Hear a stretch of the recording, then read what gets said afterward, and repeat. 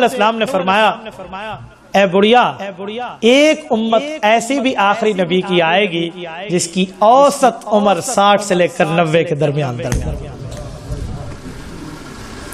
اچھا انہوں نے کہا ایسے بھی آئیں گے؟ کہا جی ہاں۔ کہا پھر تو وہ اس دھرتی پہ کوئی مکان بھی نہیں بنائیں گے کہ تھوڑے وقت کے لیے آئیں گے، کہ میرے چھوٹا چھوٹا بچہ بھی تو 2.5 سال کی عمر میں فوت ہوا ہے اور وہ کل 90 سال کے لیے آئیں گے۔ انہوں نے فرمایا سب سے زیادہ مکان انہوں نے ہی بنانے۔ وہ عورت کہنے لگی کہ اگر یہ عمر مجھے ملے نا تو میں ایک سجدے میں گزار۔ اور سنو جو میں سمجھانے لگا، اس پوری بات میں واقعہ اپنی جگہ، لیکن رسالت مآب ابھی دنیا میں نہیں آئے، آنے سے پہلے تذکرہ مصطفیٰ ہو رہا، یعنی کتنا پہلے رسول اللہ کی آمد کے استقبال ہے۔ اگر تھوڑا اس سے بھی آگے آئے، قرآن کریم کہتا ہے وَإِذِ ابْتَلَىٰ إِبْرَاهِيمَ رَبُّهُ بِكَلِمَاتٍ ان الحمد لله نحمده ونستعينه ونستغفره ونعوذ بالله من شرور انفسنا ومن سيئات اعمالنا من يهده الله فلا مضل له ومن يضلل فلا هادي له واشهد ان لا اله الا الله واشهد ان محمدا عبده ورسوله قال الله تبارك وتعالى وما ارسلناك الا رحمة للعالمين عن انس بن مالك رضي الله تعالى عنه قال قال رسول الله صلى الله عليه وسلم لا يؤمن احدكم حتى اكون احب اليه من والده وولده والناس اجمعين رواه الامام الهمام البخاري في صحيحه صدق الله العظيم وبلغنا رسوله النبي الامي الكريم ونحن على ذلك لمن الشاهدين والشاكرين والحمد لله رب العالمين۔ دیر و در بستان سرا ہمتوتی آنے خوشنوا کہتی تھی نعت مصطفیٰ بلغ العلا بکمالہ، قمریاں بھی شوق میں ڈالے ہوئے سرتوق میں کہتی تھی اپنے ذوق میں کشفت دجا بجمالہ، بلبلیں بھی کو بکو لے لے کے ہر ایک گل کی بو کرتی تھی چرچا سو بسو حسنت جمیع خصالہ، چڑیوں کے سن کر یہ چہچہے انسان بھلا کیوں چپ رہے، لازم ہے اس کو یوں کہے صلو علیہ وآلہ۔ معزز ساتھیوں، آج 22 اکتوبر 2022 بروز ہفتہ ہے اور میں آپ کے یہاں جامع مسجد محمدی لکھوال ضلع چکوال میں الحمدللہ اس سے پہلے بھی حاضری ہو چکی ہے، بس اب گفتگو کی جگہ بدلی ہے، پہلے ہم محراب میں ہوتے تھے، اب آپ کے سامنے دیوار میں ہے۔ اللہ تعالیٰ ان حضرات کو خوش و خرم رکھے، رب کریم حضرت صدیقی صاحب کو سلامت با کرامت رکھے۔ حضرت نے ایک محبت کی بات کی ہے تو چلو میں بھی بات کرتا جاؤں۔ آج صبح میں نے 2 سے 4 بار سوچا کہ میں پروگرام کینسل کر دوں، اس کی وجہ میری کوئی ذات کی بات نہیں تھی، میری پہلی اور باوفا اہلیہ جس کی وجہ سے اللہ نے مجھے 3 بیویاں عطا فرمائی ہیں، جس کی وفا کی وجہ سے، وہ میری پہلی بیوی ہسپتال میں اور اسے خون کی بوتل لگی ہوئی۔ بہرحال میں نے سفر کیا ہے، اللہ کی رضا تو ہے، لیکن صدیقی صاحب واقعی میرے چکوال کے پہلے میزبان ہیں اور شاہد عمر کو رب جزائے خیر عطا فرمائے، شاید اس کے چہرے پہ اس وقت داڑھی آ رہی تھی جب میں ان کے پاس آنے لگا ہوں۔ میرا بہت پرانا تعلق ہے، آج تو ماشاءاللہ ہمارا شاہد نہیں ہے، پروفیسر شاہد ہے، اللہ پاک نے ان کو فضیلت عطا فرمائی ہے، تو یہ 2 حیاؤں میں قید ہو کے آپ کے سامنے آج آ گیا۔ اور تیسری بھی ایک وجہ کہ آج سے واقعی 4 ماہ پہلے یہ تاریخ ہماری طے ہوئی ہے، اسے موقع پہ یوں کینسل کرنا، لیکن میں نے اللہ کا نام لے کر سفر شروع کیا ہے۔ اللہ کا کرم میں آپ کے سامنے ادھر پہنچا ہوں، میری گھر والی ہسپتال سے فارغ ہو کے گھر پہنچ گئی۔ حقیقت میں یقین مانے، یہ بڑی بندے کو ایک پریشانی ہوتی ہے ذہنی طور پہ، لوگوں کی دوسری بیویاں ہو جائیں نا تو پہلی کو بھول جاتے ہیں۔ میں آج تک پہلی کو ویسے کہتا ہوں جیسے پہلی حضرت خدیجہ ہو۔ اگر آپ کے سینے میں اپنی پہلی عالیہ کے لیے دل نہیں ہے نا، یاد رکھیں آپ کی 2 نہیں، آپ کی 4 بھی ہو جائیں، آپ با وفا نہیں، آپ بے وفا۔ تو وفاؤں کو بندہ وفاؤں کے ساتھ سلامت رکھتا ہے۔ اللہ تعالیٰ ہماری اس تمام محنت اور کاوش کو قبول فرمائے۔ میرے دوستو، ہماری کانفرنس کا عنوان ہے مقصد میلاد مصطفیٰ کانفرنس۔ اس میں 4 لفظ ہیں، ایک ہے مقصد، ایک ہے میلاد، ایک ہے مصطفیٰ اور ایک ہے کانفرنس۔ کانفرنس تو جلسے کو کہتے ہیں، پروگرام کو کہتے ہیں۔ مقصد کا مطلب کیا ہے، میلاد کا مطلب کیا ہے اور مصطفیٰ کا مطلب کیا ہے، میں چاہوں گا میں انہیں 3 الفاظ پہ آپ کی خدمت میں بات کروں۔ سب سے پہلی اور بنیادی بات، ہمیں لوگ کہتے ہیں کہ آپ جشن میلاد مصطفیٰ منائیں، آپ مقصد میلاد مصطفیٰ منا کر جشن کی عظمت کو کم کرنا چاہ رہے ہیں۔ میں پہلے اس جملے کو سمجھا دو کہ جشن اور مقصد میں فرق کیا ہے، اور ان میں اعلیٰ چیز جشن ہے یا مقصد ہے۔ توجہ رکھنا، میں بنیادی طور پہ تقریر شروع کرنے سے پہلے تمہیداً آپ سے پوچھتا ہوں، اللہ نے اس دھرتی پہ ہمیں سلطنت خدا داد، وطن عزیز، مملکت پاکستان ایک نعمت کی شکل میں عطا فرمائی۔ اس میں کوئی دوسری رائے نہیں ہے کہ ہمارا ملک ایک اعلیٰ قسم کا ملک ہے۔ 4 سیزن کنٹری، 4 سیزن کنٹری بہت کم ہوتے ہیں دنیا میں، جس میں 4 موسم، خزاں بھی ہو، بہار بھی ہو، سردی بھی ہو، گرمی میں ہو۔ آپ باقی ملکوں میں جا کر دیکھیں، آپ کو 4 سیزن کنٹری بہت کم ملے گا۔ یہ بر صغیر میں کچھ ملک ہیں اور ان میں ملک پاکستان کا ایک نام ہے۔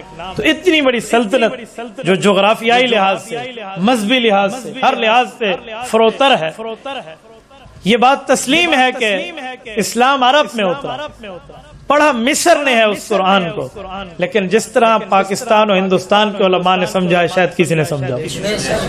تو اتنی ہماری الحمدللہ حیثیت ہے دنیا میں، صحابہ کی اولادیں دعوت و تبلیغ کے کام میں ہمارے رائے میں ڈالتی ہیں، اس سے بڑھ کے آپ کیا بات مانیں۔ لیکن ہم 14 اگست والے دن جشن آزادی کی بات کریں، اور جس کے لیے پاکستان بنا ہے، پاکستان کا مقصد اور مطلب کیا، لا الہ الا اللہ محمد الرسول اللہ، اگر ہم اس کلمے سے منہ ہٹا لیں تو اس جشن کا فائدہ۔ یہ تو وہی حال ہے، ہم نے موٹر سائیکل سے سیلنسر نکالنا تو سیکھ لیا ہے کہ زور زور سے ہم وہاں پر ریس دیں اور واہ واہ واہ واہ منہ پہ جھنڈیاں بنا کے زندہ باد پاکستان، تو لوگ دیوانہ تو کہیں گے، پاگل تو کہیں گے، بے وقوف اور اسٹوپڈ مین تو کہیں گے، عقل مند شہری نہیں کہیں گے، وہ کہیں گے یہ سنجیدہ شہری نہیں ہے، اس نے مقصد پاکستان کے حصول کو بھلا دیا، موٹر سائیکل کے سیلنسر کو نکال کے گھومتا پھر رہا ہے اور آوازیں کر رہا ہے، جیسے آج کل ہمارے کچھ نوجوان یا بازاروں میں یہی کام کرتے ہیں۔ اصل کیا ہے، اس شہری کو چاہیے یہ اس بات پہ غور کرے کہ ملک بنا کیوں ہے، ملک بنانے کا مقصد کیا ہے، ورنہ رہنے کی جگہ تو ہندوستان بھی تھی، وہاں بھی ہم رہ سکتے تھے۔ مقصد کیا تھا، قائد اعظم محمد علی جناح اور ان کے ساتھیوں نے جو وطن عزیز بنانے والے تھے، علامہ شبیر احمد عثمانی، علامہ ظفر احمد عثمانی، مولانا مفتی محمد شفیع، اتنے بڑے بڑے اکابر رحمہم اللہ، انہوں نے محنتیں کیوں کی تھی؟ تو وہ ایک ہی وجہ ہے کہ ہم اپنی عبادت، ہم اپنے اسلام اور اپنے مذہب کا تحفظ کر کے اللہ کو راضی کر سکیں، یہ ہے مقصد۔ آج ہمارے ہاں بھی یہی ہے، سرور کائنات صلی اللہ علیہ وسلم سے بڑھ کے اس دھرتی پہ کوئی فرد نہیں آیا، جس کو حسان ابن ثابت رضی اللہ عنہ فرمایا، عجزت النساء ان یلدن مثل نبینا، کہ عورتوں کے پیٹ باج ہو گئے ہیں ہمارے نبی جیسا بیٹا جن کے دکھائیں۔ اتنی بڑی شخصیت، ہم نے ان کے آنے پر، میلاد ان کے آنے کا نام ہے، پیدائش کا نام ہے، جشن جشن جشن کر کر کے حضور کے مقصد کو بھلا دیا۔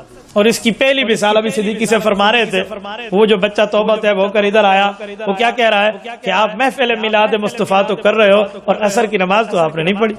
یہ پہلا اس کا نتیجہ غیر سرکاری طور پہ، غیر حتمی طور پہ ہمیں موصول ہو گیا۔ اندازہ لگا ہوا یہ حال ہے ہمارا۔ بھئی رسالت مآب علیہ الصلوۃ والسلام دنیا میں آئے ہیں، آنے کا مقصد تو بتائیں، مقصد کوئی نہیں ہے، جشن کی بات کرتے ہو۔ اچھا میں ایک جملہ کہتا ہوں، آپ جشن مناتے، کاش آپ مقصد بھی اپناتے، لیکن آج مقصد اپنانے کی تو بات ہی نہیں، معلومات ہی نہیں۔ اچھا اس کی مثال پھر اس طرح ہے، جیسے آج کل ہمارے ہاں گھروں میں مہمان آتے ہیں، مہمان کے آنے پہ دو قسم کے معاملات ہوتے ہیں، ایک بڑوں کی سوچ ہوتی ہے، ایک بچوں کی سوچ، چھوٹے بچے ہیں نا، ایک وہ بھی سوچتے ہیں مہمان آ رہے ہیں، اور جو بڑے ہیں وہ بھی سوچتے ہیں مہمان آ رہے ہیں۔ مثلا کوئی اللہ والا اگر آپ کے گھر آ رہا ہو تو سارے بڑے مرد اور خواتین کیا سوچتے ہیں کہ یار اللہ والا آئے گا، اس سے برکت لیں گے، کوئی مسئلہ پوچھیں گے، کوئی دین کی بات سمجھیں گے، کوئی قرآن اور حدیث کی بات سنائے گا، دنیا میں بہتر بنے گی، آخرت بہتر بنے گی۔ اور بچے کیا سوچتے ہیں؟ آج مہمان آ رہا ہے، بہترین کھانا پکے گا، زبردست قسم کا قورمہ ہوگا، ایسے مثالیں چمچے کڑچے ہوں گے، حلوہ پکے گا، اس پر کشمش ڈلی ہوئی ہوگی، اس میں بادام اخروٹ اور لم پر لم سب کچھ ہوگا، سارے لوازمات۔ تو بچہ جشن مناتا ہے، وہ کہتا ہے جی واہ واہ واہ واہ مہمان آ گئے، اسے کوئی اتا پتہ نہیں ہے کیوں آیا، کس وجہ سے آیا، اسے کوئی نہیں۔ اور جو بڑا ہے نا وہ جشن کیا منائے گا، وہ تو مقصد پہ نظر رکھ کے بیٹھا ہوتا ہے کہ بھائی مہمان کی برکت لینی ہے، مہمان سے کوئی نصیحت حاصل کرنی ہے، کوئی دین کی بات پوچھنی ہے۔ آج ہمارا حال بھی یہی ہے، ہم چھوٹوں کی خوشی والی بات کر رہے ہیں، حضور آ گئے ہیں جی چیزیں پکا لو، حضور آ گئے جی جشن منا لو، آقا آئے ہیں تے سج گئے نے گلیاں تے بازار۔ تو خدا کے بندے حق تھا، آقا آئے ہیں، تیرا دل اور تیرا دماغ سج جاتا، تیرا ایمان سج جاتا، تیرے اعمال سج جاتے۔ بڑوں والی خوشی تو لاتا، بڑوں والی خوشی نہیں ہے، بچوں والی خوشی ہے، چھوٹوں والی خوشی ہے۔ پکانے کے اوپر مینیو چیک ہو رہا ہے، یہ پکائیں اور یہ نہ پکائیں، یہ پکائیں اور یہ نہ پکائیں۔ بھائی اس لیے میں کہتا ہوں مقصد میلاد کی بات کر، جشن میلاد تو بچوں والا کام، کچھ تو بندہ سمجھے۔ اب تو آپ بڑے ہو گئے ہیں، بچے تو نہیں رہے۔ وہ امام سعدی شیرازی رحمہ اللہ 1000 سال پہلے کے آدمی ہیں، امام سعدی بہت بڑا آدمی، وہ کہتے ہیں 40 سال عمر عزیزت گزشت، مزاج تو از حال طفلی نگشت۔ 40 سال تو نے عمر گزار لی لیکن بچے کا بچہ ہے، ابھی تیری عمر میں کوئی سنجیدگی آئی نہیں۔ میں کہتا ہوں سعدی شیرازی نے تو ہولا ہاتھ رکھا تھا کہ تو بچہ ہے، مجھے امام سعدی اجازت دیتے تو میں عرض کرتا کہ حضرت انہیں کہو بچہ نہیں ہے، بچہ کھچا ہے، جس کا عقل ہی کوئی نہیں ہے، بچہ ہونا تو پھر بھی کوئی چیز ہوتی ہے، یعنی یہ عالم ہو۔ اچھا دوسری بات، ایک بات تو یہ، دوسرا مقصد رسالت مآب علیہ الصلوۃ والسلام کا اگر ہم سمجھیں گے، مقصد میلاد، تو خدا کی قسم کھا کے کہتا ہوں سب سے پہلے دین اسلام ہماری زندگیوں سے شروع ہوگا، اگر مقصد کو سمجھیں۔ یہ میں نے تمہید دی، اب میں بات کرنے لگا۔ مقصد میلاد مصطفیٰ، پہلے آئے مصطفیٰ، پھر میں میلاد پہ بات کروں گا، پھر مقصد۔ مصطفیٰ اصطفاء یصطفی، اس کا معنی ہوتا ہے سلیکشن کرنا، چن لینا، صاد کے ساتھ استفاء، سین کے ساتھ نہیں، ویسے آج کل استفاء کا زمانہ چل رہا ہے، سین والا استفاء نہیں، صاد والا استفاء، اس کا معنی ہوتا ہے چن لینا۔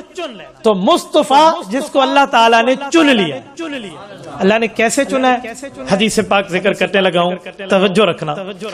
رسالت مآب علیہ الصلوۃ والسلام کی حدیث مستدرک حاکم میں، جلد نمبر 3 کتاب تواریخ انبیاء میں، حضرت رسول اللہ کی حدیث حضرت عرباض ابن ساریہ رضی اللہ تعالیٰ نقل فرماتے ہیں، آقا نامدار نے فرمایا ان اللہ اختارنی واختار علی اصحابی، فرمایا رب نے مجھے نبیوں کی سرداری کے لیے اور میرے صحابہ کو تمام امت کی سرداری کے لیے چن لیا۔ تو آقا نے تو اپنے چنیدہ ہونے کی بات خود فرمائی ہے کہ مجھے اللہ تعالیٰ نے چنا ہے، اللہ تعالیٰ نے مجھے منتخب کیا۔ اچھا رب نے جو منتخب کیا ہے اس میں جو درجے اور رتبے آقا نامدار کے ہیں، وہ ان درجوں اور رتبوں میں اس کائنات میں رسول اللہ کا کوئی ثانی نہیں۔ آپ کہیں گے کیسے؟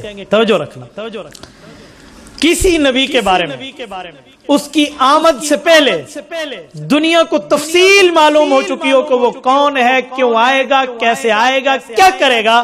یہ 1,24,000 کم و بیش انبیاء میں 1,23,999 پیغمبر ایک طرف ہیں، سرور کائنات کا رتبہ ایک طرف۔ آپ کہیں گے کیسے؟ یعنی کوئی بندہ دنیا میں آئے، آنے سے پہلے تو ہم اسے نہیں جانتے۔ میں مثال دے رہا ہوں، حضرت صدیقی صاحب کو رب کریم اولاد میں بیٹا عطا فرمایا، ابھی بیٹا پیدا نہیں ہے، نہ صدیقی صاحب جانتے ہیں بیٹا، نہ ہم جانتے ہیں، نہ آپ جانتے ہیں۔ جب بیٹا پیدا ہوگا ہم کہیں گے مولانا کا بیٹا ہے، ماشاءاللہ ایک اللہ والے کی اولاد ہے، اللہ اسے نیک بنائے، ایسا ہے یا نہیں؟ لیکن صدیقی صاحب کا بیٹا پیدا ہونے کے بعد دنیا واقف ہو رہی ہے. کیا حضور پاک کا معاملہ بھی ایسا ہے کہ حضور پاک دنیا میں آئے, آنے کے بعد پہچانا یہ خاتم النبیین ہے, آنے کے بعد جانا یہ محمد الرسول اللہ ہے, آنے کے بعد پہچانا یہ ان کا اتنا رتبہ ہے؟ جی نہیں, آقا انعامدار آئے نہیں تھے, آنے سے پہلے دنیا حضور سے واقف ہو چکی. یہ اتنا لینتھی ٹاپک, اتنا طویل عنوان ہے, اگر میں اس پر رسالت مآب کے دلائل شروع کروں نا, یقین مانے سارا وقت اس پہ گزر جائے. کائنات بنی ہے, کائنات حضور کو جانتی ہے, کائنات سجی ہے, کائنات حضور کو جانتی ہے, اور کائنات میں مجمع رچا اور بسا ہے, کائنات حضور سے واقف ہے. جب سب کچھ سج گیا پھر مہمان خصوصی کے طور پہ محمد مصطفیٰ آئے. میں اس پر چلو چند واقعات عرض کرتا ہوں, توجہ رکھنا. مثلا سب سے پہلے جب یہ کائنات بنائی گئی تو کائنات کے پہلے انسان کا نام ہے حضرت آدم علیہ السلام, اور وہ اس دھرتی کے وہ انسان ہیں جن کی ولدیت بھی کوئی نہیں, کوئی سلسلہ ولدیت نہیں. آگے ان کے معاملات میں بس حضرت اللہ نے ان کو پیدا کیا. حضرت آدم پہلے انسان ہے اس دھرتی, وہ کسی کی اولاد بھی نہیں. ٹھیک ہو گیا. اس پہلے شخص کو بھی رسالت مآب کا رب نے تعارف کروایا, پہلے شخص کو. مثلا حضرت عمر کی حدیث, یہ بھی مستدرک حاکم ہے. حضرت عمر رضی اللہ عنہ فرماتے اللہ کے رسول صلی اللہ علیہ وسلم نے ہمیں اپنا اور حضرت آدم کے تعارف کا واقعہ سنا. کہتے ہیں وہ کیا, ایک تفصیلی واقعہ, میں صرف ایک حدیث نقل کرنے جھلکی دیتے ہوئے ایک جملہ کہتا ہوں تاکہ آپ اگلی بات میری سمجھ پائیں. آپ نے تفصیل سنی, حضرت آدم کو رب نے پیدا فرمایا درخت کے قریب نہ جانا. حضرت آدم سے بھول ہوئی, درخت کے قریب گئے. اما حوا حضرت آدم کو رب نے زمین پہ بھیجا. سنی ہوئی نا تفصیل. جب زمین پر آئے, اس بارے میں اسرائیلی روایات ہے کہ 300 سال تک دعائیں مانگی. کتنی دعائیں مانگی ہیں؟ قرآن کریم کہتا ہے فَتَلَقَّى آدَمُ مِن رَبِّهِ کَلِمَاتٍ, کلمتن نہیں, کلمات پلورل جمع کا صیغہ ہے. کئی دعائیں مانگی ہیں. کچھ دعائیں قرآن میں ہے, کچھ دعائیں فرمان میں. قرآن کریم میں کیا ہے؟ ربنا ظلمنا انفسنا وان لم تغفر لنا وترحمنا لنکونن من الخاسرین. رب آپ نے ہمیں ہماری بھول کی معافی نہ دی نا, ہم نقصان اٹھانے والوں میں سے. اللہ رب العزت سے دعا ہو رہی ہے, جواب نہیں آ رہا. رسالت مآب علیہ الصلوۃ والسلام کی حدیث حضرت عمر لائے. حضرت عمر فرماتے ہیں ہمیں ہمارے پاک پیغمبر نے بات بتائی کہ جواب حضرت آدم کو کب آیا. حضرت عمر کہتے ہیں ہم نے پوچھا یا رسول اللہ کب آیا, تو گویا حضور پاک نے فرمایا جب ان کی زبان پر ذکر مصطفیٰ. جی وہ کیسے؟ دعا مانگتے مانگتے ایک دن یوں دعا کے الفاظ پڑھ دیے, اللہم انی اسألک بحق محمد ان تغفر لی. مولا مجھے محمد مصطفیٰ صلی اللہ علیہ وسلم کے وسیلے سے میری بھول کی معافی دے دے. سوال ہوا, اب تک جواب کوئی نہیں. اب فوراً پوچھا یا آدم کیف عرفت محمد ولم اخلق. فوراً اللہ کی طرف سے جواب, اے آدم حضور پاک علیہ السلام کو کیسے جانتے ہو؟ ابھی تو میں نے اسے پیدا کر کے دنیا میں نہیں بھیجا. اللہ عالم الغیب والشہادہ, اللہ کے علم میں ہے ایک ایک چیز. اللہ کو پتا ہے آدم علیہ السلام کیوں کہہ رہا, لیکن اظہار رتبہ مصطفیٰ کی وجہ سے رب کریم نے پوچھا, ورنہ اللہ کا علم کیا ہے؟ وَيَعْلَمُ مَا فِي الْبَرِّ وَالْبَحْرِ وَمَا تَسْقُطُ مِن وَرَقَةٍ إِلَّا يَعْلَمُهَا. قرآن کہتے ہیں اس پوری زمین میں, اس پورے سمندر میں کیا ہے اللہ تعالیٰ کو پتا ہے. کیسے پتا ہے کہ وَمَا تَسْقُطُ مِن وَرَقَةٍ, من الورقہ نہیں ہے, من وَرَقَةٍ, اس تا کے نیچے دو زیر ہے, اسے تنوین تنکیر کہتے ہیں. فرمایا دنیا میں کسی درخت کا کوئی پتا گرتا ہے اللہ کو پہلے پتا. نکرہ کی بات کی ہے, من وَرَقَةٍ, معرفہ کی بات نہیں. یہ رب العزت کا علم ہے. ولا حبۃ فی ظلمات الارض ولا رطب ولا یابس الا فی کتاب مبین. کا رب کریم کا علم ہے, کوئی خشکی کی چیز, کوئی تری کی چیز, یہ پہلے اللہ کو پتہ. یہ علم ہے رب کا. اس کے باوجود بھی اللہ پوچھتے ہیں یا آدم کیف عرفت محمدا ولم اخلقہ. حضور پاک علیہ السلام کا تعارف تجھے کیسا ہوا؟ کیوں پوچھ رہا ہے؟ ان کا ذکر کیسے؟ اب دیکھیں اتنے عرصے سے جواب نہ آئے اور اب جواب آ جائے تو بندے کی امید کتنی مزید مضبوط ہو جاتی ہے. اب حضرت آدم اور اما حوا نے اس کی وجہ پیش کی کہ اللہ ہمیں تعارف کیسے ہوا؟ لما خلقتنی بیدک، حضرت اما حوا کی بھی پیدائش سے پہلے کی بات حضرت آدم کر رہے ہیں۔ اما حوا تو جنت میں جا کر ان کی پسلی سے پیدا ہوئی ہے نا، حضرت آدم اما حوا کی وقت کی بات نہیں کر رہے، فرما رہے ہیں ابھی تو حوا بھی پیدا نہیں ہوئی تھی جب مجھے آپ نے پیدا فرمایا اور پیدا فرما کر مجھے اپنے سامنے ٹھہرایا، وَنَفَخْتَ فِيَّ مِن رُوحِي، جب مجھ میں آپ نے روح ڈالی، فَرَفَعْتُ رَأْسِي، میں نے سر اٹھایا اور اپنی آنکھوں سے دیکھا، فَرَأَيْتُ عَلَى قَوَائِمِ الْعَرْشِ مَكْتُوبًا، آپ کے عرش پہ عبارت لکھی ہوئی تھی لا الہ الا اللہ محمد الرسول اللہ۔ یہ جو حدیث پاک ہے یہ کیا بتا رہی ہے کہ حضور پاک کا تعارف کب سے ہے، حضور کی جان اور پہچان کب سے ہے؟ فرمایا جب روح آئی فوراً دیکھا، ابھی تو جنت گیا نہیں، ابھی تو جا کر بیوی کی پیدائش ہوئی نہیں، ابھی تو اس دھرتی پہ دوسرا کوئی انسان پیدا ہوا نہیں، روح آئی، پہلی زیارت عرش پہ اللہ کی ہوئی، اللہ کے نام کے ساتھ رسول اللہ کی نام۔ ایک جملہ میں کہتا ہوں، اس حدیث پاک کو ہم کئی دلائل پہ فٹ کرتے ہیں، وسیلہ بھی یہاں سے، اسی طرح رسالت مآب علیہ الصلوۃ والسلام کے حوالے سے دعا میں مزید بندے کو برکت ملے وہ بھی یہاں سے، حضرت آدم علیہ السلام اول انسان ہے دھرتی کے، یہاں سے حدیث پاک سے استدلال میں تائید مل جائے گی۔ ایک مسئلہ اور بھی نکلا، وہ کیا ہے کہ نبی جو ہے نا وہ اللہ کا شاگرد ہوتا ہے۔ آپ کہیں گے کیسے؟ اس حدیث پاک سے نکلتے ہیں، توجہ رکھنا۔ حضرت آدم جب پیدا ہوئے ہیں کیا کہتے ہیں، میں کسی اسکول پڑھنے گیا تب مجھ میں پڑھنے کی صلاحیت آئی؟ نہیں سمجھے؟ نہیں۔ اللہ میں کسی استاد سے پڑھنے گیا تب پڑھنے کی صلاحیت آئی؟ جی نہیں۔ وَنَفَخْتَ فِيَّ مِن رُوحِي، روح میرے اندر آئی، فَرَفَعْتُ رَأْسِي، فا تاکیب بلا وصل ہے، فوراً میں نے سر اٹھایا، فَرَأَيْتُ عَلَى قَوَائِمِ الْعَرْشِ مَكْتُوبًا، فوراً میں نے پڑھ لیا، پتہ چلا نبی کسی کا شاگرد نہیں ہوتا، وہ اللہ سے علم و عمل لیتا ہے۔ ابھی تو کہیں گئے نہیں ہے نا پڑھنے۔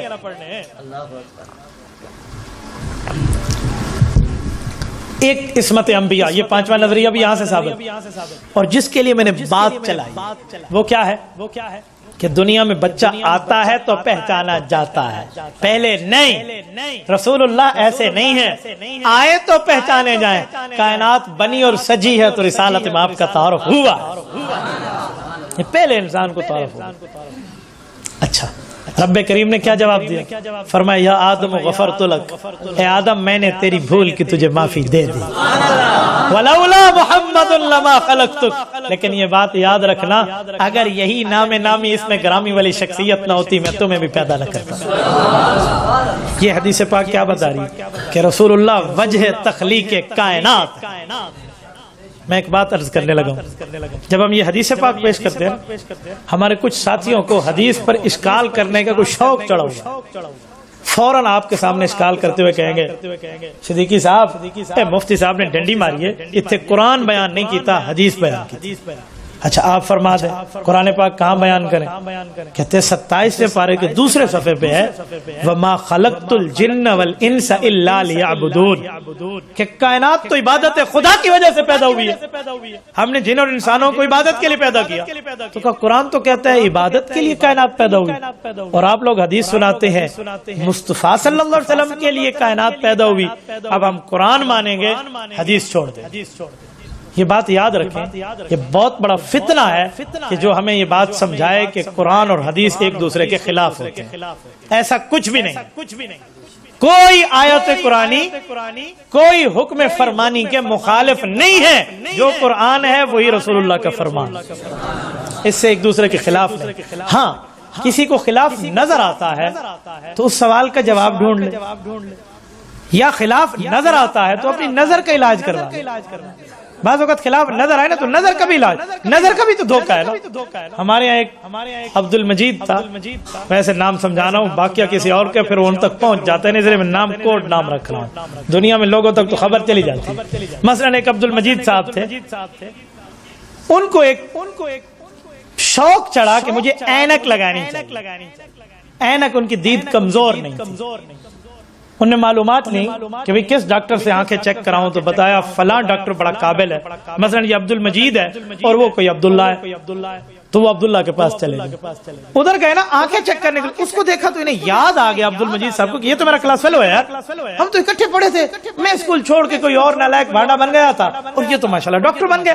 اس نے دیکھا عبداللہ تو آگے جی اب میں تو یاری لگ گئی، آپ کیسے آئے؟ میں نے کہا جی میری آنکھوں کا مسئلہ ہے، یہ چیک کرو۔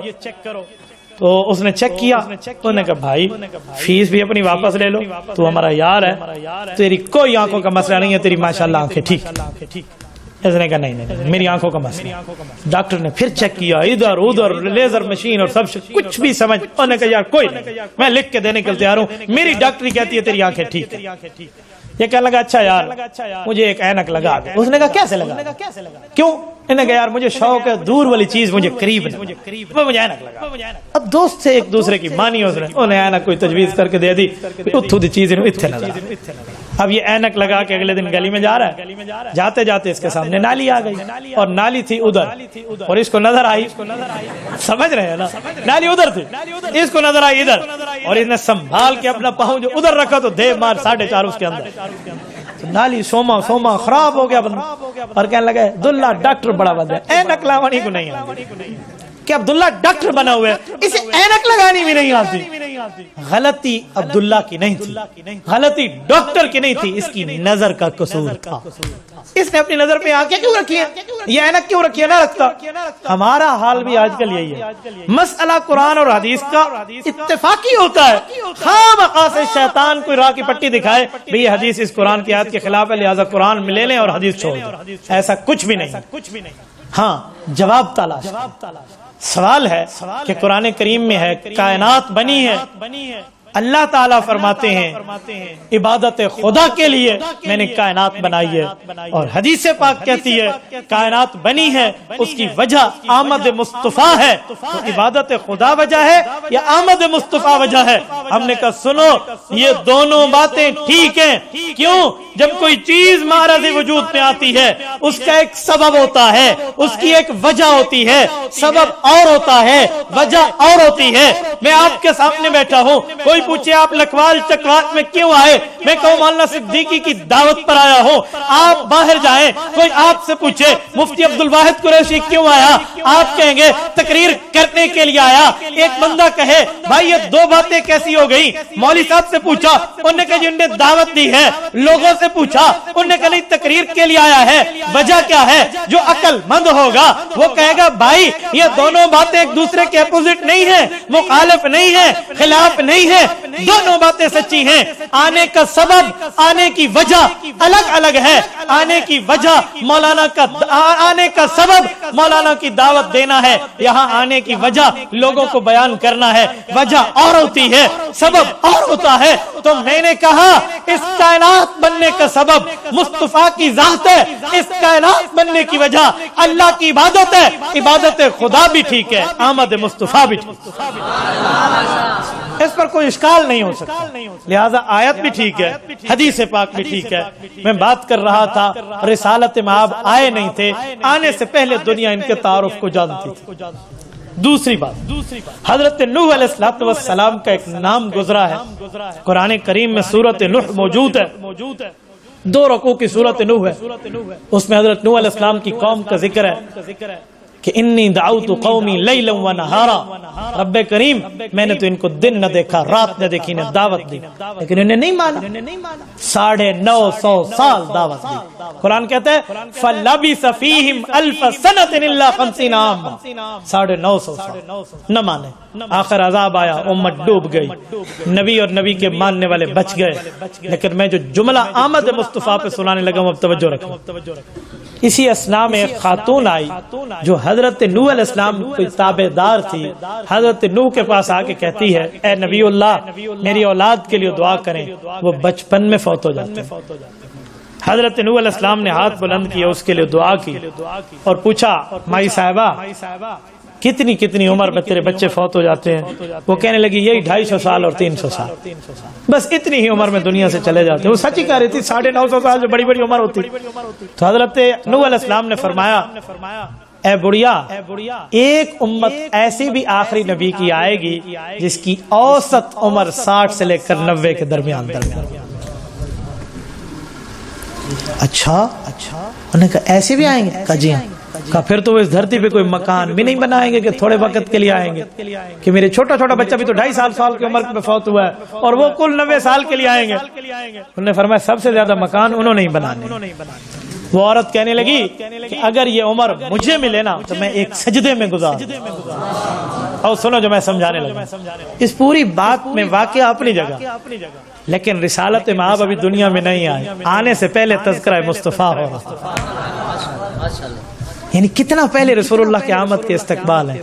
اگر تھوڑا اس سے بھی آگے آئے، قرآن کریم کہتا ہے وَإِذِ ابْتَلَىٰ إِبْرَاهِيمَ رَبُّهُ بِكَلِمَاتٍ، حضرت ابراہیم علیہ السلام کو رب کریم نے بڑے بڑے امتحانات سے گزارا۔ کیا امتحانات؟ مال مہمانوں پر قربان کر دیا، ہجرت قبول کر کی، اپنے گھر کو چھوڑ دیا۔ اس کے بعد فرمایا کہ اس وقت بیوی اور بچے کو جا کر بواد غیر ذی زر، اس جگہ جہاں کچھ اگتا بھی نہیں، اس مکہ کی بستی میں چھوڑا اور ان سے بات بھی نہیں کرنی۔ کوئی پڑوس میں بستی نہیں تھی۔ ابراہیم علیہ السلام فلسطین سے چلے تھے اور مکہ آئے۔ گوگل میپ میں ذرا سرچ دیکھیں فلسطین اور مکہ مکرمہ کا فاصلہ کتنا ہے۔ چوتھا امتحان، اب جب بچہ فلما بلغ معہ السعی، اتنا ہوا کہ باپ کے ساتھ بغیر انگلی پکڑے چل سکتا ہے، فرمایا اب اس کو ذبح کر۔ یہ تو رب کا کرم نا، وفدیناہ بذبح عظیم، اللہ نے بچا لی اور دمبا دے دی۔ ابراہیم علیہ السلام تو کامیاب ہوئے امتحان میں۔ کتنے بڑے بڑے امتحان تھے، یہ سارے امتحان کر کے پوچھا ہے ابراہیم کیا چاہیے؟ حضرت ابراہیم نے کیا مانگا؟ قرآن کریم کیا کہتے ہیں؟ پہلا پارہ کیا کہتا ہے؟ ربنا وابعث فیہم رسولا منہم یتلو علیہم آیاتک ویعلمہم الکتاب والحکمہ۔ رب کریم میری نسل سے اپنے خزانے میں وہ ہیرا عطا فرما دے جو کل کائنات میں ایک ہے۔ ابراہیم علیہ السلام نے مانگا نا حضرت رسول اللہ کو۔ نہیں کہا جا سکتا کہ ابھی مصطفیٰ کی آمد نہیں ہے، استقبال اور چرچے پہلے ہو رہے ہیں۔ حضرت ابراہیم علیہ السلام، آپ تشریف لائیے تھوڑا آگے۔ ان کی 2 اولادیں مشہور ہیں، 2 بیویاں ہیں سارہ اور ہاجرہ، 2 بیٹے ہیں، ایک اسحاق اور ایک ابراہیم، ایک اسحاق اور ایک اسماعیل علیہم السلام۔ حضرت اسحاق کی نسل میں لڑیاں ہیں، پوری انبیاء کی لسٹ ہے۔ یہ جو حضرت یوسف علیہ السلام ہے نا، یہ نبی کے بیٹے بھی ہیں، نبی کے پوتے بھی ہیں اور نبی کے پڑپوتے بھی ہیں، خود بھی نبی ہیں۔ یوسف بن یعقوب بن اسحاق بن ابراہیم علیہ السلام، تو سلسلہ یہاں تو ایک ایک خاتون کسی نبی کی بیٹی ہے، کسی کی بیوی ہے، کسی کی بہن ہے اور کسی کی ماں ہے۔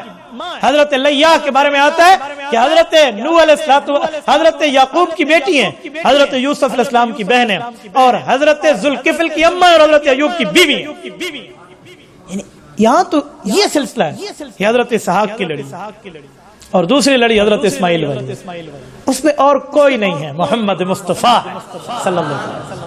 تو یہ اللہ رب العزت نے حضرت ابراہیم سے کیا ہوا وعدہ پورا کیا، انہی کی نسل سے دیا اور اسی جگہ سے دیا جنہیں بظاہر کاٹنے کا حکم تھا، رب نے اسے کٹنا نہیں، اس طرح بڑھنا سکھایا ہے کہ قیامت تک اس کی نسل چلی ہوئی۔ ہم بنی اسرائیل نہیں، ہم بنی اسماعیل ہیں۔ تو میرے دوستو، رسالت مآب کا ذکر حضور کے آنے سے پہلے اگر میں اس سے بھی تھوڑا آگے آؤں تو حضرت عیسیٰ علیہ السلام، میں باقی واقعات چھوڑتے ہوئے میرے دوسرے عنوانات پر بھی بات کرنی ہے، توجہ حضرت عیسیٰ علیہ السلام پہ آ جاتے ہیں۔ حضرت عیسیٰ علیہ السلام نے جو دعائیں مانگی ہیں اور جو خوشخبریاں دی ہیں اور جو اعلانات فرمائے ہیں، ان میں بنیادی اعلان آمد مصطفیٰ کا ہے۔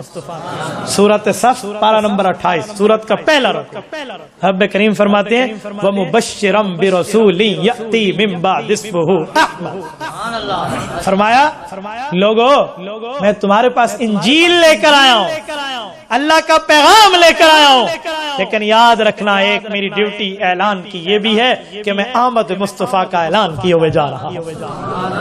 یہ حضرت عیسیٰ علیہ السلام نے اعلان کیا، اور عیسیٰ علیہ السلام اور حضور پاک 600 سال کا فاصلہ ہے، اس درمیان کوئی نبی بھی نہیں، ان کے درمیان کوئی نبی نہ ہونے سے بھی بڑے عقدے حل ہوتے ہیں۔ جو لو کان بعدی نبی لکان عمر ہے، یہ بھی یہاں سے حل ہوتا ہے کہ وہاں فاصلہ نہیں ہے۔ یہ عنوان ہوتا، میں اس پہ تفصیل دیتا، میں اپنے عنوان پہ دینے لگا ہوں، توجہ۔ یہ 600 سال کا فاصلہ ہے، انہیں اعلان کر دیا۔ بلکہ میں یہاں پر ایک جملہ رکتے ہوئے کہوں، مورخ اسلام علامہ ضیاء الرحمن فاروقی شہید رحمہ اللہ ایک یہاں پر بڑی بات لکھتے ہیں. وہ فرماتے ہیں کہ میں نے بہت غور کیا حضرت عیسیٰ کے آمد اور حضرت عیسیٰ کے آسمان پہ جانے پہ، تو مجھے دو چیزیں بڑی عجیب تھیں. کہتے ہیں حضرت عیسیٰ دنیا میں آئے ہیں، والد ان کا نہیں ہے، امر کن سے اللہ نے انہیں پیدا کیا حضرت مریم علیہ السلام کے پیٹ سے، اور وہ پیدائش کے بعد بھی کنواری ہیں، کوئی ان کی شادی نہیں ہے، ان کے پیٹ سے بچہ پیدا ہوا. اور حضرت عیسیٰ کو جب اٹھایا گیا تو موت بھی نہیں ہے ان کی، بغیر موت کے انہیں آسمانوں پہ لے جایا گیا. قیامت سے پہلے وہ زمین پر تشریف لائیں گے اور رسول اللہ کے دین کی مدد اور نصرت فرمائیں گے، حضور کے امتی بن کے تشریف لائیں گے. کہتے ہیں اس کی وجہ کیا؟ اللہ نے کتاب دینی تھی انجیل، تو حضرت موسیٰ علیہ السلام کو تورات بھی دی ہے، انہیں والد کے ساتھ ہی پیدا کیا ہے، والد کے ذریعے ہی، اور پھر وفات کے ذریعے دنیا سے اٹھایا. اگر انجیل دینی تھی تو تورات ان کو ملی، وہاں والد بھی ہے، موت بھی ہے. حضرت داؤد علیہ السلام کو دیکھو، باقی انبیاء کو دیکھو، حضرت عیسیٰ کا نہ والد ہے نہ حضرت عیسیٰ کی وفات ہے، آسمان پہ ویسے اٹھا لیا جاتا ہے. وجہ کہتے ہیں مجھے تو کئی وجوہات میں ایک وجہ یہ سمجھ آئی ہے کہ حضرت عیسیٰ کی ڈیوٹیوں میں بڑی اہم ڈیوٹی دی گئی تھی. کب وہ کیا؟ کب وہ اعلان تھا آمد مصطفیٰ کا. عیسیٰ علیہ السلام تو نے دنیا میں جانا ہے، تورات تجھے انجیل ہم دیں گے، تو وہاں جا کر تبلیغ کرے گا، اپنی قوم کو سمجھائے گا، مذہب ایمان دین بتائے گا. لیکن تیری ڈیوٹیوں میں ایک بہترین ڈیوٹی یہ ہے، ذمہ داریوں میں اعلیٰ درجے کی ذمہ داری یہ ہے کہ تو نے اعلان کرنا ہے کہ میرے بعد محمد مصطفیٰ احمد مجتبیٰ صلی اللہ علیہ وسلم تشریف لائیں. کہا حضرت عیسیٰ نے تو اعلان کر دیا. قرآن کہتے ہیں سنو، مولانا فاروقی محبت مصطفیٰ میں ڈوب کے لکھتے ہیں، فرماتے ہیں کہ حضور پاک کی آمد کے اعلان میں رب نے حضرت عیسیٰ کو اتنا جلدی بھیجا کہ ان کے والد کا انتظار نہیں کیا، اور جب ان نے اعلان کر لیا تو اتنا جلدی اٹھایا کہ ان کی موت کا انتظار نہیں کیا. یعنی اس انداز میں آمد مصطفیٰ کا اعلان. تو یہ رسالت مآب علیہ السلام کے ساتھ حضرت عیسیٰ کا قرب کتنا اور تعلق کتنا. یہاں میں ایک جملہ کہتا جاؤں، قاری محمد طیب قاسمی رحمہ اللہ، بہت بڑا نام ہے، اللہ ان کی قبر پہ کروڑوں اربوں رحمتیں نازل فرمائے. ابھی حضرت جہلمی صاحب کا ذکر کر رہے تھے، یہ انہی کے ہاں کی تو بات ہے جو حضرت قاری طیب صاحب نے صلح نامہ لکھوایا تھا اگست 1962 والا، ہاں عقیدہ حیات النبی پر. حضرت قاری طیب قاسمی دارالعلوم دیوبند کی آدھی صدی تک محتمم رہے، نصف صدی تک، اور یہ صدیق اکبر رضی اللہ عنہ کی اولاد ہے، حضرت نانوتوی کے پوتے ہیں، مولانا احمد نانوتوی کے بیٹے ہیں حضرت قاری محمد طیب قاسمی رحمہ اللہ. ان کی کتاب ہے کلمات طیبات، 9 جلدوں میں ہے، جس کو عام طور پہ کہتے ہیں خطبات حکیم الاسلام. ان کا اصل نام کلمات طیبات. ان خطبات میں خطبہ قاری طیب قاسمی رحمہ اللہ کا ہے، نزول مسیح کی حکمت ہے کہ حضرت عیسیٰ کو زمین پر بھیجا کیوں دوبارہ، اس کی وجوہات لکھتے ہیں. میں ایک جملہ کہتا ہوں، ہمارے شیخ طریقت حضرت مولانا محمد طیب غفاری دامت برکاتہم العالیہ وہ فرماتے تھے کہ جب میں قاری طیب قاسمی رحمہ اللہ کا بیان سنتا نا، فرماتے کہ ایک ہفتہ تو میں ایڑیاں اٹھا کے چلتا تھا کہ میں نے قاری طیب کو سنا، میرا ایسا ذہن کھل جاتا. یعنی آپ اس کے علوم کو دیکھیں نا، آپ دنگ رہے. وہ لکھتے ہیں نزول مسیح کی حکمت، حضرت عیسیٰ کیوں آئیں گے؟ حضرت موسیٰ کو رب بھیج دے، آپ چلے جاؤ دجال کا مقابلہ کرو. حضرت یحییٰ علیہ السلام یا کسی اور کو، حضرت زکریا کو رب بھیجے، آپ جائیں دجال کا مقابلہ کریں، امام مہدی کا ساتھ دیں. صرف حضرت عیسیٰ کا انتخاب کیوں ہے؟ فرماتے ہیں اس کی کئی وجہ ہیں اور کئی رشتہ داریاں ہیں. رشتہ داریوں کا کیا معنی؟ عیسیٰ علیہ السلام کس کا رشتہ دار ہے؟ اس کا تو والد ہی کوئی نہیں ہے، ان کا تو جو ہے نا کیا کہتے ہیں دادا ہی کوئی نہیں ہے، رشتہ داری کہاں سے آ گئی؟ کہا ہے. کہا جی وہ کیسے؟ سنیں. کہا حضرت عیسیٰ علیہ السلام کو بھی قرآن نے رحمت کہا ہے اور رسول اللہ کو بھی قرآن نے رحمت کہا. میں نے آپ کے سامنے حضور پاک والی تو آیت پڑھ دی، سورۃ انبیاء نمبر 107، وَمَا أَرْسَلْنَاكَ إِلَّا رَحْمَةً لِلْعَالَمِينَ، کہ حضور پاک علیہ السلام کو رب نے کائنات کی رحمت بنا کے بھیجا.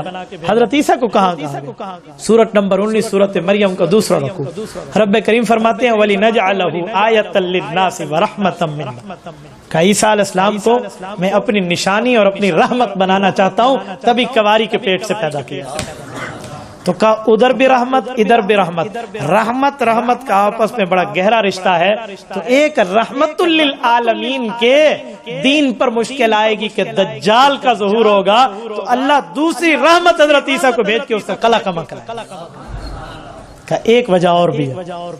کیا وہ کیا ہے؟ کہ جنت میں بھی رسول اللہ صلی اللہ علیہ وسلم کو کچھ بیویاں ملیں گی جن کا دنیا میں نکاح رسول اللہ سے نہیں ہوگا. حضرت آسیہ کا نام بھی آتا ہے اور حضرت مریم کا نام بھی آتا ہے. امام عبد الکریم نابلسی نے لکھا ہے کہ حضرت مریم کا نکاح رسول اللہ صلی اللہ علیہ وسلم سے جنت میں ہوگا.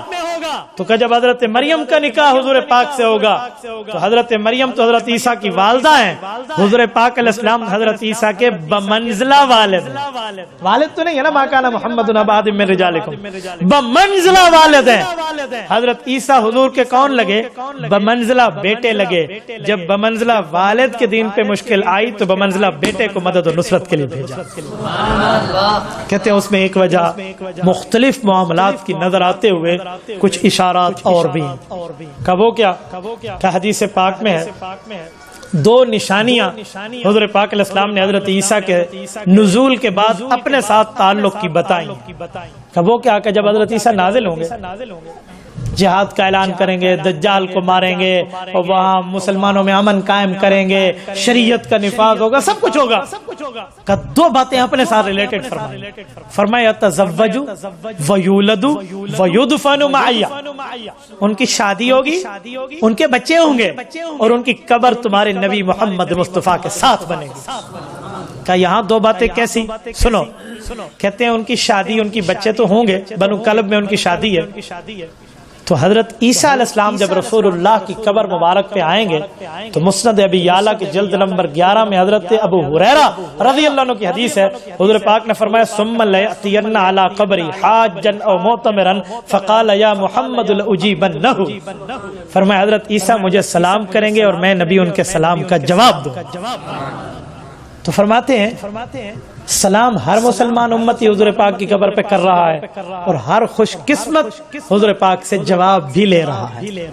میں نے ہر خوش قسمت کا, ہر مسلمان نہیں کہا. اس کی ایک وجہ ہے, ایک بہت بڑے بزرگ اللہ والے گزرے ہیں, مولانا امیر علی قریشی رحمہ اللہ. میرے دادیال سے رشتہ دار بھی ہیں, حضرت والد صاحب کے بڑے قریبی رشتہ داری تھی. ان کا ایک نام ہے, اگر کبھی آپ نے سنا, ان کی ایک کتاب دعوت مباہلہ چھپی ہوئی ہے. وہ ان نے نورانی میاں کو پکڑ کے کہا تھا کہ آپ میرے نال گل کر مدینے میں. تو اس کے بعد پوری ترتیب ایک واقعہ ہے ان کا. تو یہ روزہ رسول کے خادم تھے, خدمت میں انہوں نے وہاں وقت گزارا ہے. اور جتنے لوگ رسالت مآب علیہ السلام کی شان میں اوپر نیچے کرتے تھے, سعودی حکومت میں جو پابندی ان پہ لگی تھی سعودی داخلے کی, ان کی وجہ یہی تھے امیر علی صاحب. یہ بیت ہیں حضرت مولانا شاہ عبد القادر رائے پوری رحمہ اللہ, بہت بڑا آدمی. تو یہ فرماتے ہیں کہ میں روزہ پاک پہ تو بیٹھا ہوں, اللہ والا بندہ ہے, اللہ والے کا کشف حق ہے. آپ کا اور ہمارا نظریہ ہے کرامات الاولیاء حق. میں کوئی قرآن حدیث کی بات نہیں کر رہا, اس بزرگ کا کشف نقل کر رہا ہوں. یہ کہتے ہیں ایک بار میں نے دیکھا رسالت مآب علیہ السلام کو. کہتے ہیں میری آنکھیں بند اپنی نیند اور کشف کی حالت بیان کرتے ہیں. کہتے ہیں میں نے دیکھا اللہ کے رسول صلی اللہ علیہ وسلم اپنے روزوں میں تشریف فرما ہے اور امت آ رہی ہے اور رسالت مآب پر سلام پیش کرتی ہے. آپ علیہ الصلوۃ والسلام دیکھ کر جواب دیتے ہیں. اور کچھ لوگ وہ ہیں جن کو جواب تو ملتا ہے لیکن رسول اللہ ان سے منہ پھیر لیتے ہیں, چہرہ مبارک پھیر لیتے ہیں. تو فرمایا کہ جن کو آپ علیہ السلام جواب دیتے ہیں ان کا چہرہ سنت کے مطابق ہے, اور جن کو منہ پھیر کے جواب دیتے ہیں ان کے چہرے پر سنت مصطفیٰ کٹی ہوئی ہوتی ہے. یہ ذہن میں رکھیں. میں کسی پر کوئی اعتراض نہیں کر رہا, آپ میرے قابل احترام بھائی ہیں, لیکن آپ کو دعوت فکر دے رہا ہوں کہ جب ہم قبر میں جائیں گے نا, ہمارا یہ لباس اتار دیا جائے, ہمارے سر سے ٹوپی پگڑی ہٹ جائے, ہمارے ساتھ یا دل کے اندر کا ایمان جائے گا یا چہرے کی سنت مصطفیٰ جائے گی. یہ آپ کو پتہ. تو اس لیے جتنے حضرات اس سے محروم ہیں وہ ایک بات طے کر لے کہ اللہ ہم غلط ہے, ہمیں توفیق عطا فرمائے. اگر یہ ذہن ہوگا نا تو ایک دن اللہ پاک اس کی توفیق عطا فرمائے گا. وہیں آ جائیں جو بات چل رہی تھی. حضرت عیسیٰ علیہ السلام کو جواب ملے گا تو کہتے ہیں مسلمان ہر خوش قسمت کو جواب ملتا ہے. حضرت عیسیٰ کو کوئی خاص کہا جی ہاں, کہ ہو سکتا ہے بلند آواز سے ملے, ہو سکتا ہے کوئی اور ترتیب ہو, اس لیے ان کی خاص ذکر فرمائے.